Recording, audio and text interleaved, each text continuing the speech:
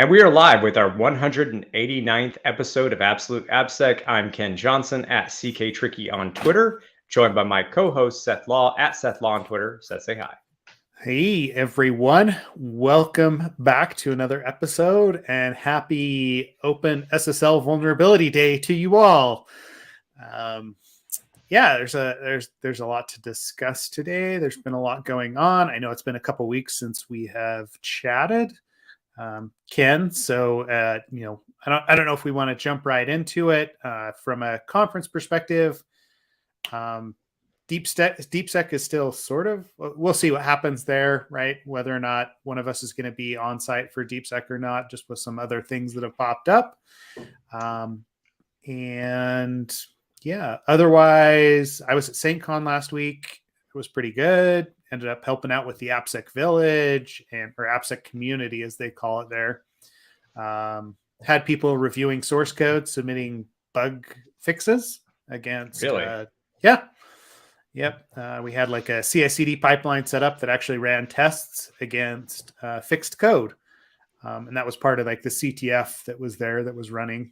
It was an interesting experience seeing how people could either jump in or like how to direct them towards specific vulnerabilities in code when they're trying to find it. I mean, it was a source code review activity, right? Right. And at some point, maybe we'll do a full debrief on it. There was another person that was helping me with it. Seth Manise from Lucid Software, of all places. It's also local here in Salt Lake City, but it was interesting, right? I mean, as we know, there's a lot of secure code review that goes on, and it was more of a blue team activity as opposed to like most CTFs that are so red team focused and code breaking focused. So I apologize for my dog there in the background if you can hear.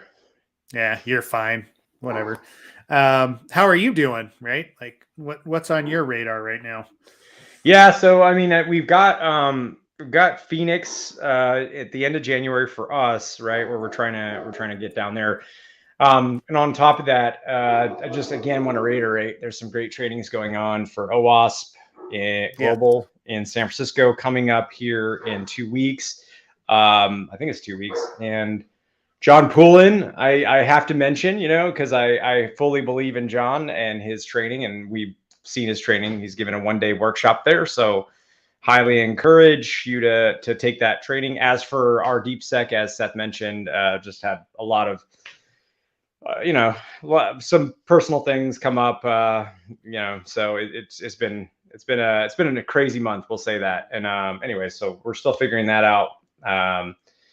And let's see, I guess what else, Seth? Anything else I'm missing? I know we're, I think that's about the extent of things. So we have so much to chat about too today that it's like, I'm excited. I don't even know which thing we're going to start with, but overall doing pretty good. Work's been busy, obviously. Been a couple things that I think I saw on the Swig about GitHub related bug bounty stuff that had been put out there. So not that that's on our list to talk about at all. But yeah, I mean, if you want to check it out, go to Daily Swig. You can see a couple. There's like I don't know, they call it like repo jacking. I don't know. It's another name thing. Repo jacking. Woo. Yeah, whatever. No, it's cool. It's cool that they poked holes in our retired namespace functionality for sure. But I wouldn't go as far as making a website or a brand. And then the other one was a cool bounty submission around math jacks and like overriding CSS components to spoof a login. So I highly recommend checking them out. It's interesting. It's always fun to see what comes out of our bounty program. I think that might be surprising to some people that like, you actually enjoy seeing things like this, but it's like, yeah, of course, I don't want to see it. I don't want to not see it, and then it just happened. So it's nice that people submit to us and engage with us and let us know, and we can pay them and have a nice mutually beneficial relationship. So I don't know, man. Beyond that, just like I said, life, work, busy, kind of stuff. How was Halloween? It was good. I should post it. Well, yeah, we'll see. So I'm wearing my Halloween costume for everyone, right? Like I thought it was a Jedi robe. Yeah, there you go. Yeah, that's It's the very best you're legit. gonna get out of it, right? Yeah. It looks very Jedi-y. Yeah, yes, it does. It does. I figured I'd get one more day of use out of it, right, before it goes back into storage. So, Don't make me get the Darth helmet out. yeah, exactly. Maybe we just do the podcast all in costume. Yeah. Yeah, it was. It's always good, right? Like, yeah, step out for a little bit, forget about security for at least a couple of hours. So, I don't Any know big though, right? Like, takeaways, by the way, from sorry, go ahead. I'm bouncing all over the place. oh, from St. Con Yeah. or yeah, No, from I St. mean, it Not from was Halloween. No. from Halloween. Candy is yummy, right? Like that's about all I got there. The parent tax Yeah. still applies. Yes, exactly. Well, I mean, it's fairly useful because I have kids that are allergic to peanuts, and so anything that they collect, like a Snickers or Reese's or anything, is automatically Baby like, Ruth. yeah, exactly, is automatically like parent candy as opposed to kid candy. So there you go. Yeah.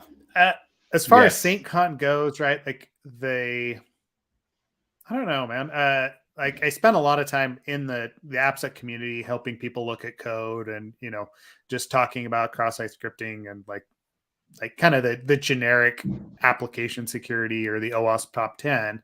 From a like keynote perspective, they had Deviant Olem, they had Snow and Jason Street. Those were the three keynotes. Pretty good keynotes. Yeah. I mean, it sold out this year. They had 1,500 attendees. They are very network security, social engineering security focused, but AppSec has definitely grown up. There's more AppSec going on there and ProdSec than there has been in the past. So it was good to see that. I mean, Deviant Olem's talk, like once they posted on the YouTube channel, people should check it out. I mean, it was very kind of practical, like risk analysis and prep discussions. Whereas, Jason and Snow have a lot of good stories about social engineering engagements. So it's entertaining. I don't know how practical it is in a lot of cases, right? But very entertaining. Yeah. And there's value in that. I don't know. I feel like there's a lot of value in that because like I feel anyways, it's nice to have those inspiration because some talks are just purely to like be kind of inspirational, to be kind of a North Star or just to be something that you can kind of, if it's entertaining, but it kind of makes you excited to do what you do and keeps you going. I think there's a lot of value in that, that I love, of course, technical talks, but let's be honest. And this is maybe a whole other tangent we could get off on, but like, if you got 45 minutes, what's the reality? You're going to kind of like focus in on kind of more of the results. Maybe you'll follow along for some parts, but like there's going to be a lot more to dive into after and later. And usually that's when you go into the presentation, you might rewatch the talk, you might read the links, the resources links from that presentation, and you can go deeper into it. But like entertaining is a big part of speaking. And anyways, I think it's good to have a blend of both technical and just more like inspirational talks. Yeah. And I mean, in general, that's, I would agree, right? Like,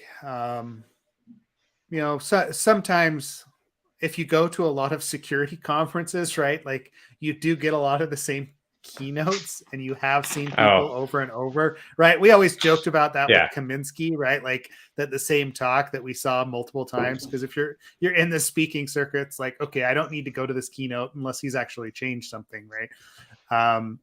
But not that it wasn't entertaining and it's not relevant information, right? And it is interesting to hear about flaws in like process and in people and training, right? Like it all relates at some level, and we need to realize that this is what most people go through, and that people in general are usually the weakest link nowadays. It's not necessarily that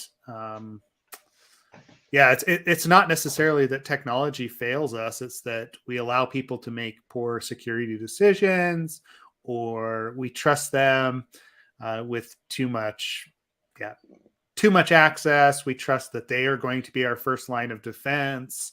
And I mean, that's what you see in social engineering, right? Like people have a tendency to be helpful and not know what to do or ignore the instruction that they've been getting or forgot what the instruction was. And so it's a hard balance to walk. And I know we have that one article, and maybe we start with that one paper. I don't know. Do you want to jump into that? I know you've got opinions on it. So sure, but which article?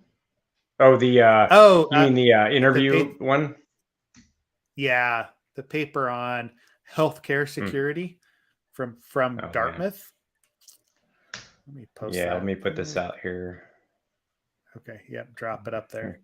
Which we are going to talk about the OpenSSL because we see like some chatter already in our chat about OpenSSL. That's definitely on our map, but I don't. Yeah. Anyways, not as high a priority. I think everybody's aware that this is happening and all that stuff. So, anyways. Yes, it's coming somewhere in there. Yeah. Okay. So first of all, this paper from Dartmouth, workarounds to computer access in healthcare organizations. You want my password or a dead patient? And there's no solutions in this paper, but what they've done is they've gone and interviewed clinicians, nurses, like people in healthcare settings about security controls that are in place to protect resources and protect access to files, sensitive data. Obviously, in healthcare settings, sensitive data is of extreme importance. However, just from the paper itself, however, in healthcare, we see endemic circumvention of password-based authentication. And is this surprising to you, Ken? Absolutely not. No, absolutely not. No. And I have my thoughts on healthcare plus other stuff in general, plus other stuff. Yeah, I mean, just password carrying in general. I mean, clinicians, doctors, like they're trying to provide, especially in emergency care situations, security probably just gets in the way as opposed to actually helps when a patient's life is at risk. And obviously that's something that has to be taken into account, like any medical security officers, like whatever they're called in those like IT organizations. That's definitely something I'm sure that is top of mind is usability, right? Usability, the ability to quickly authenticate or quickly unlock a system. I mean, the paper in and of itself goes into, hey, there's like in some situation, there's an intern that their whole job in the operating room is to go around and basically hit the space bar to make sure that people don't get locked out of systems, right? Yeah, exactly. Sorry, I was trying to find the right quote. Yeah. Yeah. And that's amazing to me, right? Like they've come up with these unique solutions to make sure that the technology doesn't get in their way and that security controls don't get in the way of actually providing care. And it's hard to argue against that, even as a security person, because I'm like, damn, like if it's my loved one that's on that table, honestly, like fuck those systems, right? Like, you don't want that getting in the way of the doctor actually doing what they're supposed to be doing. And the fact that we've inserted ourselves into that pipeline concerns me, right? That it means that decisions have been made at a level that hasn't taken into account the actual risk and actual the actual usability of those systems, and security has gotten too high of a prioritization as opposed to what really needs to happen. And I know you've had recent experience with this. I don't know if you want to jump into that or if we just want to cross over it. So. Right. So I just want to preface with, I've already reached out to, somebody both Seth and I know who is, knows some folks over at this bank. It's my bank, one of my banks that my primary bank, I should say, that I have all my stuff with. It's just so that I could talk to their security team. They need help, right? So why I say this is, man, where do I begin? So early in October, apparently our account was breached, right? You might ask, what does that mean? Is it your login credentials? Maybe, don't know. Security team doesn't know. Could be also another scenario. Either they don't know or they won't tell me. Could be, and this is the other scenario that I was given, that the account number and your name is enough to consider it breached, right? So that was one of those two scenarios: account credentials to the the bank account, or, and I need to, this is important, I need to state that if you log in, if you account compromise this bank account, right, then you will immediately have account information, right? You'll have account details and numbers and names, right? So you can pretty much, I guess why I'm saying this is understand that their policy is this, that if your account has the markers for compromise, they will, and I want to be very clear, they're not going to close down your digital account. They will close down your bank account. Any checks associated with that bank account, they will close down. Or it will no longer work, right? This is important, right? So let's fast forward a little bit to my conversation. So I spent about 2 hours total, and I have to explain, it's not necessarily, I'm a co-owner of an account, right? And it was actually not my credentials that were stolen. It was, or however it was breached, right? It was my significant other, right? My wife. And so, okay, but we're co-owners on this account, so it affects us both. Both our cards can't work or whatever you would think, but that isn't actually how this all worked out. So let me just give a timeline. We call, we let them know, hey, this is how we figured it out. Like, she just couldn't log in, right? So she goes to log in, can't log in. Calls them, and I think she had tried a couple times, and she couldn't log in and just like moved on. You know, it's like one of those things where it's like, oh, I'll come back to it over the last couple weeks, right? So, but it was like, well, you need to log in and like have that access. So I'll help you out. Like, let's jump on a call together. So we call them. Spent about 2 hours in total during this whole ordeal, and we're talking to their fraud department. We're talking to some managers at the fraud department, and you know, because like I said, the thing was, well, I can't log in. Okay, cool. Let's talk. You know, all right. So why can't we log in? Well, there's markers for compromise. Okay, cool. Like, what does that mean? Well, we're going to have you go transaction by transaction from the date of the breach. Now, this is the interesting thing. It's been breached for several weeks, actually a little over almost a month. Right? No accounts never stopped working, cards never stopped working, checks cleared, all that stuff, right? So for a month, this account has been compromised. We call them, like I said. This is the point at which they have us walk through transaction by transaction for almost a month. That's painful if you've never done it. We get to the end of that. They're like, okay, nothing, you know, we're like, okay, cool. None of those transactions were fraudulent, nothing breached. I guess, what do we do now? I asked, did we just rotate our credentials, right? The answer is no. We closed down your bank accounts, all of them. We just closed them down, and you no longer have access to your money, and everything's frozen. Your checks will bounce. So that's our policy. So essentially, a login breach quantifies, you know, or equates to rather, we're going to just close everything down. Okay. And I'm not putting the bank information out for two reasons. One, I do want to talk to their team. Secondly, I'm not, you know, who wants to put their who they do banking with out there. All right.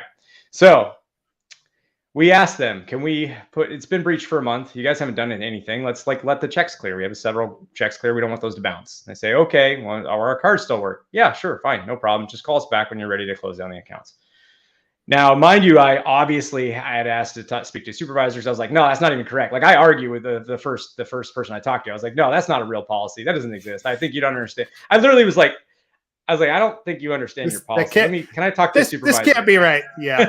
This can't be right. You're right. I was like, there's no world in which an account login being breached equates to like, we just shut everything down and reopen new accounts, right? And I explained too, I was like, well, you know, you have to understand, like, what let me tell you, what's the minimum information that constitutes needing to close down this account? And they're like, well, if they know the account number and if they know your name, first and last name, that's enough to consider it breached.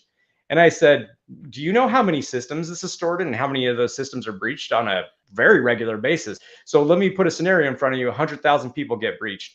Your bank's policy is we're going to close down 100,000 accounts manually and open them up. Yes, that is our policy. Okay. All right. You have a garbage security team. I was like, I don't know how to put that there's no other way I can explain this to you, but like, you really don't have a good security team. And I'm not saying this out of my own personal frustration. I'm telling you, this is generally a horrible policy. Like, if there's no other escape hatch than this, yeah, you have problems, right? So anyways, fast forward to the next day. Mind you, nothing was supposed to have been frozen, no accounts, whatever. So I get through that, go to use my card, right, on something small, and declined, right? And so I figured, well, maybe it's a vending machine. So that's, like, okay, like whatever. So I go to another place, something small, $30, declined again. Now I have to call them. So I call them and they tell me, they basically tell me like, hey, no, they should not told you that. Like, your stuff is definitely frozen. No money can go out. It can come in, but it can't go out. Your checks will definitely bounce. Your cards do not work, obviously. So you actually only have one choice, but to close everything down. And I said, so wait, so because we called in because we couldn't log in, which was the only marker for account compromise, because mind you, nobody sent us a notification. Nobody told us that, right? So us trying to go and log in, that was your time to then, when we call you, to freeze everything on us. Do you understand what I mean? We were compromised for a month, but we called you and we did all the right things and we verified all of our transactions. But that's when you decided to freeze our accounts after telling us that wasn't going to happen and you were going to give us a few days to sort this out. Yes, that's what happened. Okay. Yeah. So anyways, yeah, all of this tangent to be like, yeah. Yes, right. So you just made, and I'm still trying to sort this out. Ironically, I was telling you that some of I won't put out their names either, but some of the financial security system people that we've secured and worked with in the past, as I'm trying to relink accounts, are telling me I can't even do that. So like literally, like people I know from both organizations are causing me massive pain. And all I can think is I need to make some phone calls and like tell some people what's up. Like, I don't know. Like, I don't know what to say. Like, or at least ask some questions of what are you thinking? So anyways, I'm going to try and find somebody from the bank and who's, so I can at least kind of show them like, well, let's walk through these scenarios and let's talk about it, kind of thing. So anyways, that's, I guess what I'm trying to say is, I didn't even tell you about this, but once you brought this article, it was like, no, this is the reality of the security world we live in. When people do bad things and you hire bad security teams, they make bad decisions and they put everybody in jeopardy, from a usability perspective to, in a very real sense, possibly somebody's life ending because, nurses and doctors can't get to their stations or their equipment or whatever, or a system in time. Yeah. Sorry, that was a long tangent, man, but this is crazy. No. Yeah, I mean, it's exactly what we run into, right? Right? Like, I would almost argue that this sort of a paper, this sort of an interview, should be required reading for anyone that is developing a security solution for a highly sensitive function, right? Whether it is like, how long does it take to authenticate someone? Right? Is it dependent on network traffic to a domain controller that's halfway across the world? If it does, you fail, right? Like, when it goes down, you fail. And it's that sort of risk analysis. So it's not just like, hey, hackers are actually going to, get access to the data. We're talking about denial of service risk. And again, this all goes back to like Crocs and socks of security, right? Like, you've got the authentication, authorization, access control or auditing, right? And then you also have the CIA triad. But the A in CIA is availability. And for some reason that ties into usability. That ties into what is the customer experience when they get hacked or they have a compromised credentials. Is that like, what does that blast radius look like? Because right now the blast radius that you are experiencing is ridiculous. And it is in these like healthcare situations as well. We don't put enough thought into that. And I don't know if that's just because when we do a threat model, when we do a threat assessment, we are so focused on the attacker. We're so focused on, data exposure, someone's compromising an account, compromising the system. And it's great that we have technology to prevent that from happening. But well-engineered systems, well-designed security systems will also respond to availability and usability in a proper manner. And I know both of us are kind of going on a rant, but I think we've seen this so often in our career that it just is, it's a mess, right? I don't know if there's a great solution for it outside of do better. Yeah.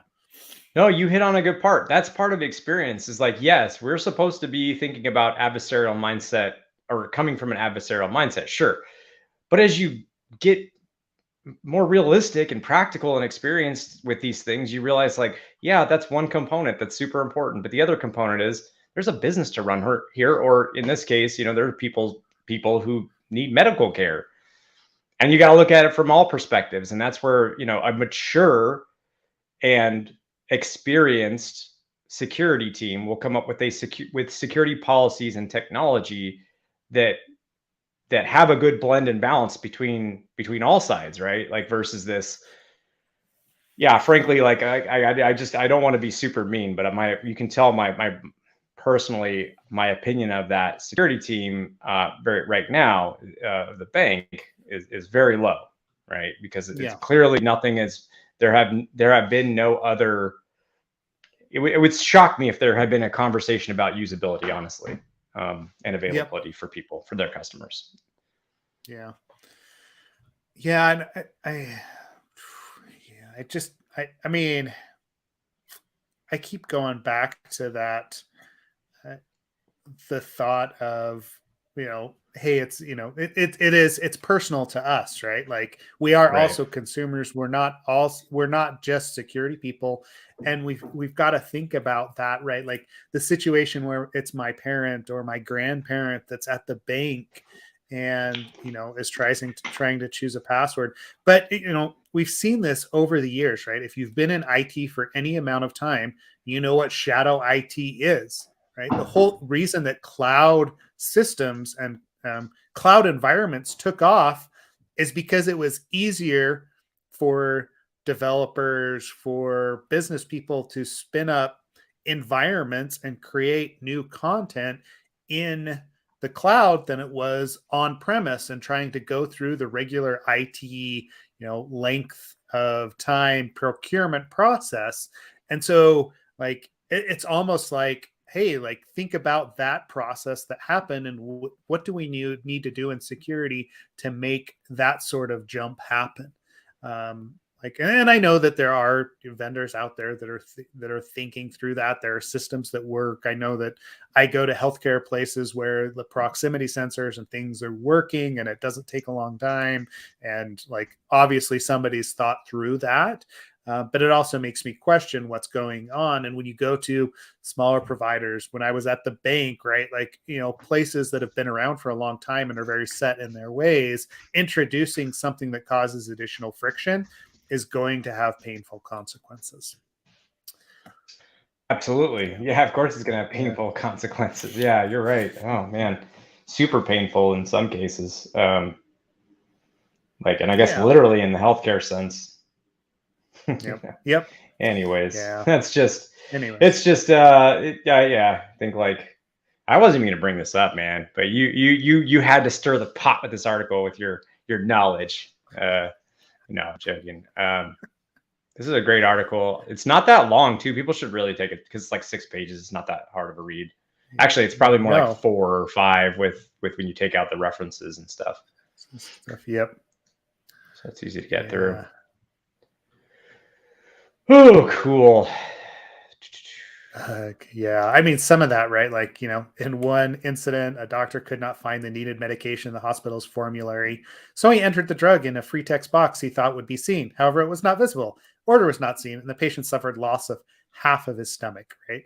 Like, oh, shit, man. Right? Like, yeah. Anyway, I think we could go on and on and bitch about that for a while, but we can move on to something else. I could bitch about anything for right now for half an hour. So many things. Anyways. Yeah. So what? Oh no. Yeah. I was thinking like, since we only have 20 minutes left, if you don't mind me just kind of showing this AppMap thing that Clint's newsletter that's how I found out about it, was through Clint's newsletter. I don't know if you'd seen it in other places, but I don't know if that's cool with you to do or not. Yeah, let's take a look at it, right? I know we could talk about the OpenSSL vulnerability. I think everybody's going to get that in other places, right? Obviously, if you haven't heard, go look up OpenSSL and patch your shit today, right? Like that's probably where you should be. But Man. AppMap, if you're not a subscriber to TLDRSec, you should be. That's Clint Gibbler's newsletter. There's always good cloud, AppSec, security news, offbeat news articles in that about once a week. So that's what Ken's talking about when it comes to AppMap. So Yeah. I'm going to post the links to it really quick while you get that ready. Okay, I'm just sharing screen 2 here. All right, I think, or will be in a sec. Okay, yeah. So I just wanted to real briefly cover some of the commands. So first of all, AppMap is, the idea is that you get kind of like a, not just source to sync kind of view. And admittedly, I'm still playing with it, right? So I'm still learning all of what it does, but it's kind of gives you, like I said, a source to sync view. It gives you, it's pretty interesting. It uses PyTest. So it gives, like, as you're running it dynamically, it actually starts to create a map. Just like it sounds, like a map of where your requests go and then what happens there, which I'll show here in a second. But it was very easy. Once you go to AppMap, you click install the VS Code, the VS Code plugin. We're using VTM, which is an app that Seth, my co-host Seth here, and his coworker Justin Larson maintain. It's like a vulnerable Python app. So anyways, use it for training and stuff like that. But so the important bit is it's Django. That's important to know because there's like 4 that I think languages that are supported. There's like Ruby, Python with Django and Flask, Java, and something else I can't remember. It's on the site. So anyways, the way you have to, there's like a, I think I did a, hold on, give me a sec here. Just go back through my list of commands so you can see how much I was like messing around here. Yeah, so I did a pip install AppMap. So there is actually a library that you install. So there's a VS Code plugin. There's a library that you install, whether it's Node or Python or whatever it might be. Oh, that's the other one, Node. That's what I missed. So yeah, so then you install that. And then this is the other weird thing. When I tried to run it, I got this error about not using the insert function on a tuple, which I think is a tuple like is that the hash key value kind of thing? And then a list is like the array, right? Like, so they call it in. Yep. Why I'm saying this is there was like, there was just an error real briefly when I tried to fire it up because of, I want to say on this line, there was this, if AppMap Django middleware, not in the settings, then it'll try to run this insert, but the insert's on the wrong type of object. So anyways, all that's important is like, if you run into that, that's why, right? Okay, so, and by the way, I was just trying to close down this tab on the shared screen. So anyways, I was like, well, I'm not going to fix their code. I'll just add this into the middleware. So under the actual project, I ran, added that to the actual settings middleware section. Okay, so that's how you get it all kind of installed. 3 things, right? So cool, it's running, awesome. So what does it do? So once you actually start recording, it does some runtime analysis, right? So I'm actually debugging the app. I ran the run start debugging, and so the AppMaps plugin started doing some actual mapping. So what's interesting is that as you browse around the app, it starts to build this cool little map, and I'm going to try and make things a little easier to see here, hopefully. So you can see that if I can scroll over, there's a get to this path that it recognizes, and it starts doing kind of the flow, right? It does a here's where the request goes. There's like a HTML file template that gets rendered. There's a database lookup.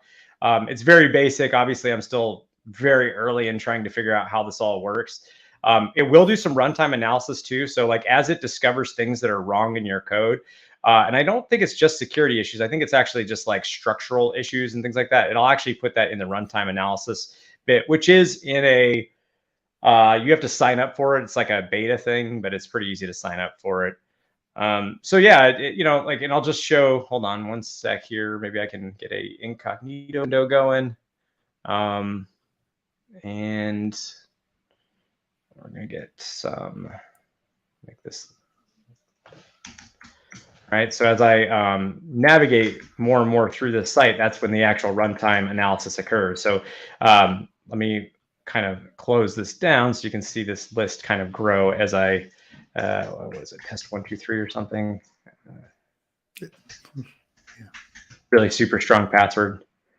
All right. So I'm just going to start clicking on stuff. Maybe I'll edit this task here. And you'll see this is still, this runtime analysis is growing and growing and growing, and it's recording.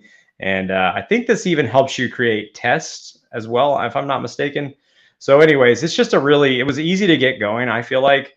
And it's just kind of fun to see like how it actually builds these lists and how it creates these maps.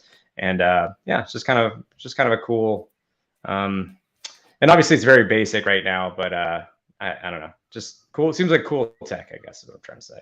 Anything to add there, Seth? Well, yeah, I mean, stuff like this is so useful when it comes to actually doing code review, or even like a dynamic hybrid analysis, like some sort of open box test where you have the code, since it gives you a visual representation of what's going on. So being able to tie the, I mean, we use this a lot of times, like the server requests, like through Burp Suite or whatever else. But the fact that it's tied to the code is so useful, right? I know. I can't tell you the number of hours that I spend in a hybrid assessment. So I have code, but there's a running instance that's running up in their QA or dev instance, and I find some endpoint in dev or QA, and then have to go back and trace the code manually. Because I don't have a running instance of it actually locally. So something like this, if you can get it to that point or have AppMap installed and get that sort of visual representation, will just speed things up. Like even as simple as the SQL query that you've got up on the screen right now, because it knows where that's actually, like, that source to sync trace is happening. And we spend so much time doing that source to sync kind of like input injection issues in the code review process, that it's really invaluable, and it'll just help even if it's not a quote unquote security tool. All these developer tools are just helpful. Yeah, and this is they have a trace view too. Oh, that's cool. That's cooler for sure. Yeah. Okay, yep. So now we're getting in the meat of some cooler stuff here. Nice. Man. Yeah. The SQL selects like exactly what's being returned. What the actual backend updates kind of look like. Very cool. Yeah. And something like this, I could see, since it does everything in JSON, I could see that being parsed. Basically the output being used in a different way. So anyways, I just we don't have to spend a ton of time on this. I thought it was, since we talked so much about code review and different tools and stuff like that, I thought, hey, this seems kind of neat. Like, this is kind of fun to play around with, and it's not that hard to get it going. So why not show it? Yep. Well, and I mean, this is why you always want to ask the developers, right, what they're, like what tools they're actually using when they develop software. It's pretty critical, right? Since it'll give you an opportunity to look through their lens as to what they're actually seeing, speed up your own research into a code base, but also inject security in at a level that you understand it, and then talk to them at that same level. Right. So if they are using something like AppMap, using that in your demonstration, if they are using Postman for their APIs, you should be using Postman as well as you interact with those endpoints, because it'll give you that same view that they have. And when you find a vulnerability, they'll be able to pick that up very quickly and actually, fix it, analyze it. Like, it just helps everyone in that process. If you're still using VI to do secure code review or code review in general, there's very few situations where I find that useful anymore outside of a quick look. I have to say, There is, I work with Boz Alberts, and his Emacs setup is so insanely crazy dope that Yeah. I feel I'm just like, I don't know, like I feel like he can do anything in Emacs. He's got the most insane setup ever. But anyways, super smart guy. Yeah. Great. Well, I mean, if they've developed that environment over the course of a number of years, yeah, for sure, right? Like, but jumping into it as a newbie to Emacs probably isn't the best use of your time, right? Probably, yeah. Probably not. No. But no, I agree with you. I'm joking, but I think it's important that you use, especially when you're doing code reviews, you should be using ideally what developers are using to develop the product. Especially, like I hope people are moving more towards well, I don't know. It's personal choice. But I do like code spaces because you can kind of have a shared environment in the sense that like all the startup files and stuff can be the same, right? So you can open a repo and have like all the environment files kind of whenever somebody opens up a code space in that repo, it'll have all that stuff just preloaded and kind of just work out of the box. So that's been nice. But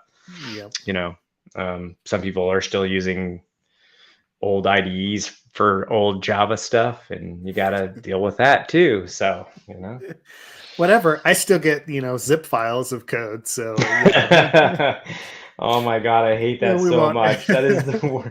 Also, it stinks when they remove all the commit history. Since we talk about it, I love pilfering through the commit history to find out information.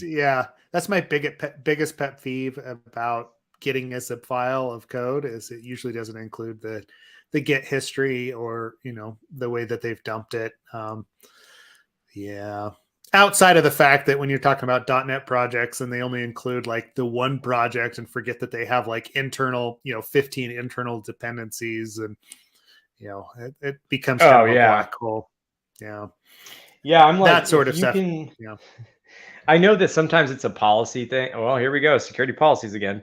I know sometimes it's internal policies where they're like, actually, I know for a fact this has happened with me before, where it's like, if I give you a zip file, it's one thing. If I give you access to the multiple repositories required to make that same code run, then it falls under usually a data classification kind of standard, or how you deal with third parties with various.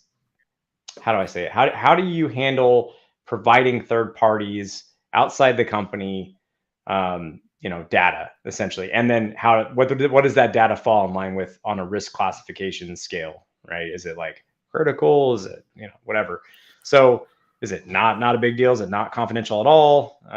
All that kind of fun stuff. So anyways, why I'm saying that is like, the policies sometimes get in the way of getting all the access you need, which is not fun. Yep. Yeah. Anyway. All right. So that is AppMap. Do you want to talk about Dastardly? I don't know if you've looked into it that much. I'm happy to talk about it. I haven't looked into it that much. I just saw what people wrote in our Slack, which I was so busy this weekend. I saw the messages and I was like, oh, there's so many good conversations. I couldn't get into any of them. I was too busy. But anyways, I saw people post about it's like can you talk about it actually? It's like a lightweight burp suite plugin thing that doesn't do auth or something. Yeah, so it's a lightweight web app scanner for your CI/CD pipeline, right? So headless. It actually spins up, a couple of, if I remember right, it spins up. Whoops. The browser, like a headless browser, interacts with the site. Requires minimal configuration, right? It seems like they want to start pushing into the CI/CD space more outside of like the Enterprise Edition or the use of Burp Suite Professional, which is what you and I use on a daily basis. But there are certain limitations, right? Like, so it's a free tool. Scans are limited to 10 minutes. Right. So anything longer than that just gets shut down, which means overly complex applications may or may not actually succeed. You probably would want to keep it pretty limited to, hey, I'm scanning this one endpoint, this one service, this one, whatever. And then it's not a full Burp Suite scan, right? That's probably my main takeaway here. There's only a few things that it actually checks, which can be a positive and a negative, right? Like we always talk about false positives with most of these applications, that there's a lot of noise that comes out of it, that, you can basically run around chasing your tail if you are analyzing the results that are popping out of these tools. It looks like they've tried to consolidate that down to more of like, hey, false negative, like I want to give you confidence in what's actually coming out of the tool. So we're going to keep it very streamlined and very simple. And if it identifies something, we're fairly confident that is actually a vulnerability that is there. Take that with a grain of salt, because I haven't actually implemented this in a pipeline yet. It's on our to-do list, and maybe we can show this in a future episode, Ken. That might not be a bad idea. Yeah, Actions is so easy to get up and running. We could do it there. We could do it somewhere else, wherever. Yeah. Well, and I think we could even just run it command line, I'm pretty sure, against VTM or whatever else it is, to actually see how it performs. Since we know that there are vulnerabilities on specific pages there, one of the drawbacks there with the free Dastardly, though, is that it does not do authentication. So if you've got some sort of login process that you've built with Burp Suite, with the plugin, it may or may not, or it's not going to work with Dastardly. It's just not supported right now. I assume that's going to be like the paid for part of that at some point, maybe. That's speculation. Maybe. I don't know why I'm posing that as a question to you. It's just speculation. You can go over and ask in Portswigger, right? Actually, let me drop it in the. Well, the funny thing is Portswigger, they're the ones who I feel like do understand some of the more the newer issues that are kind of being raised that are not good to do. So there are things that are just source code analysis is just a waste to even try and tackle. Dynamic scanning is for sure better at some things. And I guess why I'm saying that is they're pretty dang knowledgeable about what those things are. So, I'd imagine they do a good job at those subset of things. I don't know about you, but one other thing I don't see enough of is like, oh, go ahead. Sorry, I feel like you're gonna say something. I was just gonna say I don't feel like I see enough like easy regression kind of testing setup, for like known vulns that you've had before and trying to replicate that either on the same endpoint or similar endpoints, especially like with authorization related stuff. I definitely don't feel like I see enough of that beyond the like, and like then there are some things where it's, like you've talked about it before, where, once it's in a production environment, you might see like systems like a WAF or something in place where, or even a reverse proxy, where actually it introduces security issues that wouldn't be there otherwise if you were just looking at the application in isolation. But again, like, I haven't messed with the tool, and I feel like those are pretty competent folks. So, benefit of the doubt, gonna give it a shot and see how it goes. And how many times have you been disappointed over the years with Dast, though, is the last thing I was going to kind of ask you. How many, or when was the last time, like within the last 2 weeks, right? Exactly. Yeah. It's hard. It's hard to do. There's too many different complex applications. So it can be kind of hard. That's, I guess what I'm trying to say. Custom applications, old tech, old scanners that are out there may or may not actually apply to new frameworks. Yeah. Bleeding that dry. So it's kind of like it. You got to take it with a grain of salt, right? Like test it out. If it works for you, great. Honestly, nothing's ever going to touch probably real custom integration tests that you and your developers build together, right? But if it gets you most of the way there, or it gets you partially there and speeds up your process and actually securing your app, great. Right? I'm never going to tell someone that they shouldn't use it. Well, No, never mind. There's probably tools I would say. Yeah, there are Use. tools. Yeah. No, I have tools I would say don't even bother with. Yeah. Well, and that's, this is the other thing too. Like, I was thinking about this recently is, if you at all have to deal with budgets, right? Which a lot of us do, with the global economy and the tightening of the belt in most places right now. Like, you really have to be pretty choosy about what tools you're purchasing, what services you're purchasing, and all of that. So, just kind of saying all that to, I guess what I'm saying is, it'd be interesting. Those tools you had mentioned that they kind of just been around for a long time, and they're kind of just still bleeding people dry with the old style of stuff that they're doing. I wonder if you'll see some of those get cut in the future budget, or maybe not. Maybe it's just there's the power of compliance, man. That's another aspect. If you can get a whole swath of compliance check boxes checked, that's a hard thing to say that it's not worth the money on, right? So even if it's not necessarily actually doing anything well, but it's actually checking those boxes, what do you do, right? That's a hard. I think that that can be that requires you to look more creatively, I think, at the problem set. But anyways, Well, I don't know. I did have this discussion quite a few times at SaintCon about like utilizing QA, utilizing other resources outside of security for performing security testing. And I mean, that's the whole idea behind DevSecOps is you're using security tooling in the DevOps pipeline in order to find these security vulnerabilities. So anything like Dastardly that's out there that, increases that awareness is great.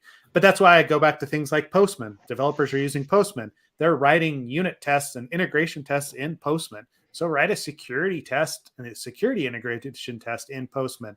Submit it back to the development team, the QA team, let them actually build that out. That's where I've been most successfully in my career when I'm embedded in an organization, is working with the developers in those situations, as opposed to trying to implement Fortify or AppScan or Web Inspect outside of the realm of the development organization. Yeah. So no, I agree. I mean, it's tooling, it's knowledge, but I mean, they're at the same time, it can be a little tough to put that entirely in the hands of, say, QA or what have you. But there are definitely bits you can and you have to offload to other resources within the organization. So I agree. I just think it's a shared response. I guess that's how you could think about it, a shared responsibility kind of model. Yep. Yeah, and then, again, usability, scalability of those security tools when we're giving those to developers. Yeah, I don't know. Maybe I'm turning nihilist, right? Like after we're reading these like articles, and it's just I have a hard time recommending something that doesn't work in most of the situations that they come up against, right? So, for Dastardly, if it's not working against half of the applications that are running through your CI/CD pipeline, is it really worth it, right? Like, it's that risk versus reward analysis that has to be done. And then I start to think about other ways that you can approach the problem, and hence the reason I go back to integration tests and all that, everything else. I mean, well, I'm looking at like how AppMap's running a kind of a hybrid model where it's doing some analysis of your code, and then it's also doing some runtime analysis, and that starts to become more of an interesting way to attack the problem, right? This hybrid model where you have, all the visibility, right? If you have both code and the running environment, that's a powerful. I mean, for a human and for a tool, that's powerful. And so maybe that's the future solution to these problems, which you kind of saw with that's kind of like a reverse version of that, like working in reverse of that with like RASP tooling, right? It's sitting there, it's looking at the dynamic content coming inbound, and it knows how the application's behaving, and it sees the exceptions that occur and all of these things, but obviously it's not attacking, it's trying to see what attacks are there and then prevent them from effectively executing. So it's working. This is a similar kind of hybrid model, but just in reverse and more of a defensive approach. Yep. Well, and I mean, there's been a number of tools over the years that have attempted similar things, right? Like I think of where our friend Dave Linder works, Contrast, the stuff that they do as far as like protection and the RASP, IASP space, whatever it's called nowadays, right? But they have access into the runtime, the Java runtimes, and they're actually watching code as it comes in and trying to identify issues in the code based on what's actually running through running through the application from a dynamic perspective. So there's other things that are out there that you can utilize. You think about some of the web application firewalls back in the day, right? Like I'm thinking of Imperva, wherever they're at now, right? Like they had like a database layer component, right? That would sit between your web server and the database layer and actually watch database calls as they went back and forth to try and identify SQL injection attempts. Also in a dynamic environment, but not necessarily, between the user and the web server, but between the web server and the database server, right? So there's different places that we can inject our security tooling that give us better info than just what the HTTP request looks like, what Burp Suite looks like, or, places that are there. So again, take it all with a grain of salt and try to apply the tool to the situation that you are currently in. And if it gets you part of the way there, if it spurs other discussions, then great. Yeah. I mean, so to wrap all this up, because we've talked a lot about I don't know. Security is the worst, and you should be scared. Some optimism, but some pessimism. I need to ask you something to lighten the mood. If you were if you were going to choose a Jedi to emulate, which Jedi would you emulate? Watch as I break Seth's brain on live camera. finally, I will make Seth crack on live podcast. Which Jedi? I mean, you don't get to choose multiple. You have to choose one. There's only one. There's only one. Only one. Well, where are we going? Like traditional, like first three, like Listen, original, don't try to make me clarify it. You figure out in your head. That's a great image. I love that. Talos' meme here of Ben talking to Luke. Hey, it's me, a ghost of your old hermit friend. You should kill your dad. If you're not, that would definitely be Seth. You should be. Yes. Yes. That works, right? Like, yeah. I mean, I think you have to dig. I really like Obi-Wan after that most recent series that came out, right? Yes. Right. Just because he is. It's kind of hard not to. So complex. Otherwise, like if I'm looking at, I don't know. There's too many absolutes that are out there, and like trying to walk those like fine gray lines. I enjoy that. So we'll stick with Obi-Wan. I know it's probably cliche, but I'll stick with that for now. Right. I think until I come up with a reason not to. I have to say, I think Qui-Gon Jinn was the ultimate gray area Jedi. He was. Though. Yeah. So true. He dabbled and learned all sides. True, but the prequels, I just can't. Right, I can't. So that's. Yeah, fair point. I hear you. All right, so you heard it here first. We're going with Obi-Wan here. We're going with Obi-Wan. Someone put it.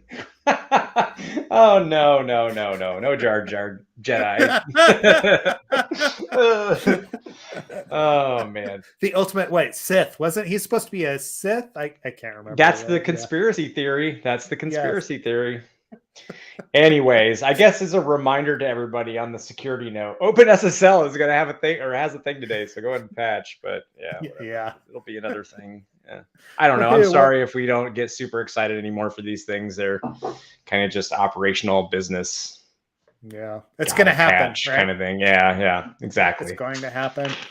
I'm more interested to see the code. One of the things I'd like to start doing, Ken, is, and this happened in the channel earlier. We had a newer listener that posted that Go vulnerability that he actually found. Who was that? I'm going back through. That was Rich, right? Yeah. Oh, he was looking at the Concourse CI and found a like really good little like put post authorization issue. I'd like to start doing like code to exploit traces, right, on some of these as they come out. I know we show code from time to time. I've got one that maybe will pop up there next week that was super interesting with a IP accept list that they were using for access control that we'll talk about. But some of these, like seeing what the exploit looks like in code and then also running, will be a kind of an interesting series to run through. So if you've got examples of that or something you'd like us to trace, jump into Slack and join the conversation. And yeah, we'll take a look at it. We'll talk about it. And so maybe we'll do that next week with OpenSSL as well. That is so cool that the docs led Rick to that vulnerability. That's so cool, because I just think that's always an area to highlight, is to look at documentation, because it'll give you those like, does that seem right to you the way you're reading it? Similar to like what we did with Rocket and looking at the authorization or the middleware / authorization and the weighted paths and all that. So anyways, I think that's awesome. People utilize the documentation and they end up finding vulns because of it. So I need to read a little bit more about that advisory, which I am bookmarking right now, but that is super cool. Yep. Yes. Cool. Okay. Well, we've been going for an hour today. Like obviously there's a lot going on. So jump on in and yeah. That Slack is really, Slack is really hopping. Yeah, no, because you said jump on in. I was just going to add to that. Like the Slack has really got some new, like it's got a lot. It's been lively. It's got some good information in there now. So the community is, I'm really loving it. The community is really growing. It is. Sweet. If you want swag, hit us up. We've got some new swag coming. I know I keep teasing it, but I've been too lazy to actually get it on to t-shirts and stickers, but it's coming. Might have to do with oh crap. I should show the picture of Aaron in Crocs and socks, but we'll throw that into Slack here shortly. Or Aaron can post it into Slack. I would love for him to do that, since it is a picture of him, and I know he's listening. So